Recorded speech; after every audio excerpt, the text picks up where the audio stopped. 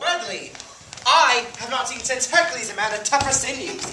Whatever you are, you run the best and rustle that these times can allow. I am proud to please you. What country bred you? This, but far off, Prince. Are you a gentleman? My father said so, and to those gentleman uses gave me life. And are you his heir? His youngest son. Then your father sure is a happy sire, then. On my soul, a proper man. Yes, sir. How do you like him, lady? I admire him. I have not seen so young a man so noble, if he say true of his sort. Believe his mother was a wondrous handsome woman. His face, methinks, goes that way. Ah, but his body and fiery mind illustrate a brave father. Mark how his virtue, like a king's son, breaks through his baser garments. He's well got, sure. What made you seek this place, sir? Noble Theseus, to purchase name and do my ablest service to such a well-found wonder as thy worth. For only in thy court, of all the world, dwells fair-eyed honor. All his words are worthy. Sir, we are much in debt to your travel, nor shall you lose your wish. Pertus, dispose of this fair gentleman. Thanks, Theseus.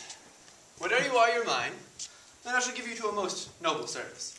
To this young lady, this bright young virgin, pray, observe her needs. You've honored her fair birthday with your virtues, and as your due, you're hers. Kiss her fair hand, sir. Sir, you're a noble giver. Thus, let me seal my vowed faith. Dearest beauty, when your servant, your most unworthy creature, but offends you, command him die he shall. That were too cruel, sir. You deserve while I soon seat. You're mine and somewhat better than your rank, I'll use you. I'll see you furnished, and because you say you're a horseman, I must needs entreat you this afternoon to a ride. But 'tis a rough one. I like him better, Prince. I shall not then freeze in my saddle. Ah, sweet, you must be ready. And you, friend, and you, Amelia. And all by tomorrow, to do observance to Flowery May and Diane's Wood. Wait well, my good sir, upon your mistress, Emily, I hope you shall not go afoot. That were a shame alive horses. Take your choice and what you want, let me but know it. If you serve faithful, I dare assure you, you'll find a loving mistress. If I do not, you may find that my father ever hated, disgrace and blows. Go, lead the way. You have won it. It shall be so. You shall receive all dues fit for the honor you have won. 'Twere wrong else. Sister, beshrew my heart. You have asserted that if I were a woman would be master.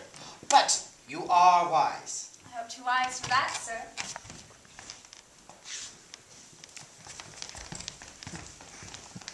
All the dukes and all the devils roar. He is at liberty. I have been before him, and out I have brought him. To a little wood a mile hence I have sent him, where cedar higher than all the rest spreads like a plain, fast by a brook. And there he shall keep close till I provide him files and food, for yet his iron bracelets are not off. Oh, love, what a stout-hearted child thou art. My father durst better have endured cold iron than done it. I love him beyond love, and beyond reason or wit or safety. I have made him know it. I care not, I am desperate. If the law find me and condemn me for it, some wenches, some honest-hearted maids will sing my dirge and tell to memory my death was noble, dying almost a martyr. That way he takes thy purpose is my way too. Sure, he cannot be so unmanly as to leave me here. If he do, maids will not so easily trust men again. And yet, he has not thanked me for what I have done. No, not so much as kissed me. That, methinks, is not so well. Nor scarcely could I persuade him to become a free man. He made such scruples of the wrongs he did to me and to my father.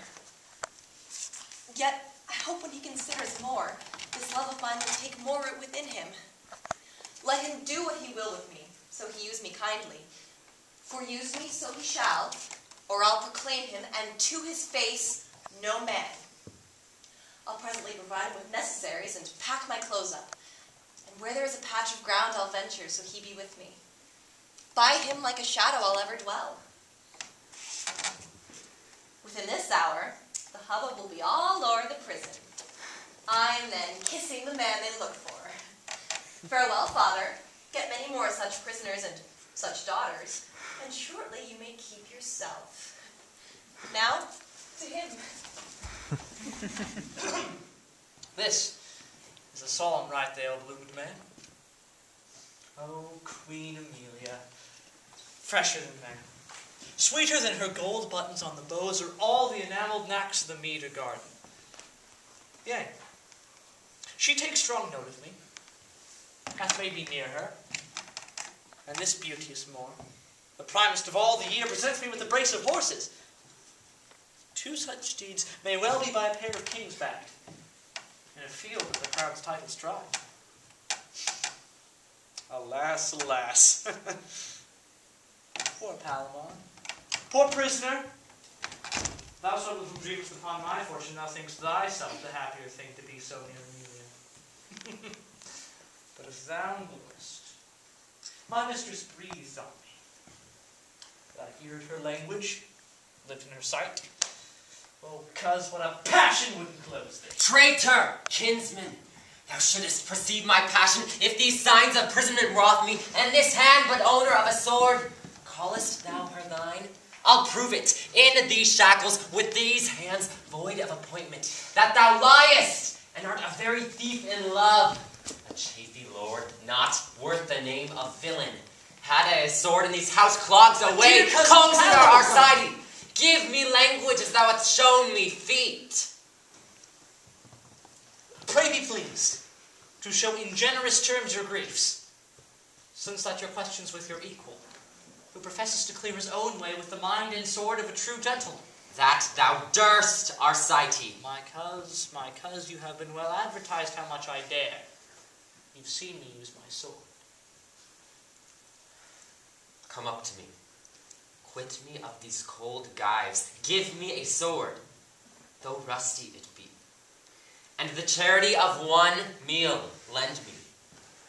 Then come up to me, a good sword in thy hand, and do but say that Emily is thine. Be content.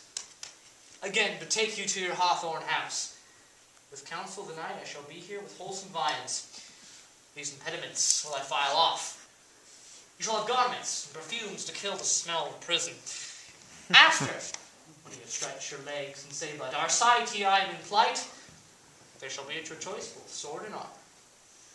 I do embrace you and your offer. For your offer do it I only serve. Your person, without hypocrisy. I may not wish more than my sword's edge-ons. You must hear the horns. Enter if you muse it, lest the smash betweens be crossed ere met. Give me your hand. Farewell. I'll bring you every needful thing. I pray you, take comfort and be strong. Pray, hold your promise, and do the deed with a bent brow. But this one word.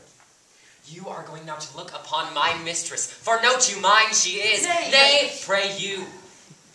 You talk of feeding me to breed me strength. You are going now to look upon a son that strengthens what it looks on. There you have a vantage o'er me, but enjoy it, till I may enforce my remedy. Farewell.